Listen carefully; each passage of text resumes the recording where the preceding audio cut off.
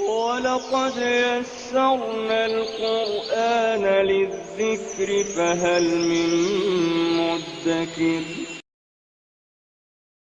نحمده ونصلي على رسوله الكريم أما بعد فأعوذ بالله من الشيطان الرجيم بسم الله الرحمن الرحيم رب اشرح لي صدري ويسر لي أمري واحلل عقدة من لساني يفقهوا قولي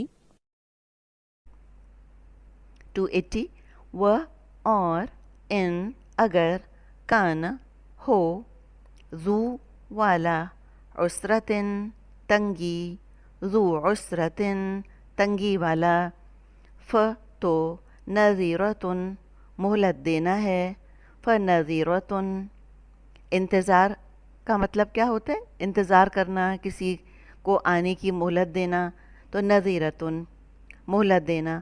اور انسان کسی کا انتظار کر رہا ہوتا ہے تو نظریں بھی وہاں لگی ہوئی ہوتی ہیں، تو اس سے بھی ہم مہلت کے معنی اس میں دیکھتے ہیں. انتظار کا، مہلت کا، سب کا مطلب ملتا جلتا ہے.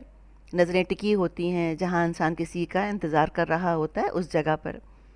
فنذیرتن تو مہلت دینا ہے، الا تک، میسرتن آسانی، یا سین را مادہ ہے، الا میسرتن آسانی تک، عسرتن نذیرتن میسرتن سب دیکھیں، سب یہ مؤنث اسم ہے اور تنوین کی وجہ سے پتہ چلا ہمیں کہ یہ نکرہ اسم ہے. و اور ان اگر تصدقو تم صدقہ کرو، خیرن بہتر ہے، لیے کم تمہارے، خیر لکم لیے تمہارے، خیر لکم بہتر ہے لیے تمہارے، ان اگر کن تم ہو تم، تعلمون تم علم رکھتے. نحمده ونصلي على رسوله الكريم اما بعد فاعوذ بالله من الشيطان الرجيم بسم الله الرحمن الرحيم رب اشرح لي صدري ويسر لي امري واحلل عقدة من لساني يفقهوا قولي ربي يسر ولا تعسر وتمم بالخير اللهم إني أسألك علما نافعا ورزقا طيبا وعملا متقبلا يا مقلب القلوب ثبت قلبي على دينك سبحانك لا علم لنا إلا ما علمتنا إنك أنت العليم الحكيم يا فتاه يا عليم وبك نستعين آمین یا رب العالمین. السلام علیکم ورحمۃ اللہ وبرکاتہ. اللہ سبحانہ و تعالیٰ کی توفیق اور اللہ تعالیٰ کی رحمت کے ساتھ ہم اپنے لیسن سورت البقرہ کی آیت نمبر 280 کو مختصر تفسیر کے ساتھ غور و فکر کرتے ہوئے پڑھیں گے، اس نیت کے ساتھ کہ اللہ سبحانہ و تعالیٰ اسے ہمارے لیے پڑھنا، اس پر عمل کرنا اور اسے عمل کے ساتھ دوسروں تک پہنچانا آسان کر دیں. اللہ سبحانہ و تعالیٰ ہمیں باعمل مسلمان بنائے، ہم سب کو ایک امت بنائے اور ہم سے راضی ہوں اور ہمیں بہترین اس صف میں شامل فرمائے جس سے اللہ تعالیٰ راضی ہوتے ہیں. اپنے لیسن کو دیکھنے سے پہلے ہم آیت نمبر 280 کو دیکھ لیتے ہیں ترجمے کے ساتھ، پھر انشاءاللہ ہم اس کو مختصر تفسیر کے ساتھ دیکھیں گے. اللہ تعالیٰ فرماتے ہیں بسم اللہ الرحمن الرحیم وَإِن كَانَ ذَوْ أُسْرَةٍ فَنَظِرَةٌ إِلَى مَيْسَرَةٍ وَأَن تَصَدَّقُوا خَيْرٌ لَكُمْ إِن كُنتُمْ تَعْلَمُونَ. اور اگر تنگ دست ہو تو مہلت دینے کا حکم ہے آسودگی تک، اور یہ بات کہ معاف ہی کر دو اور زیادہ بہتر ہے تمہارے لیے اگر تم کو اس کا ثواب کی خبر ہو.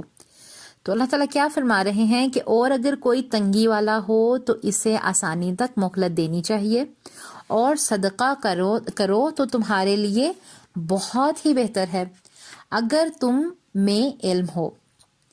یہاں پر دیکھیں کہ زمانہ جاہلیت میں قرض کی ادائیگی نہ ہونے کی صورت میں سود در سود اصل رقم میں اضافہ ہی ہوتا چلا جاتا تھا، جس سے وہ تھوڑی سی جو رقم ہوتی تھی وہ ایک پہاڑ بن جاتی تھی، اس کی ادائیگی ناممکن ہو جاتی.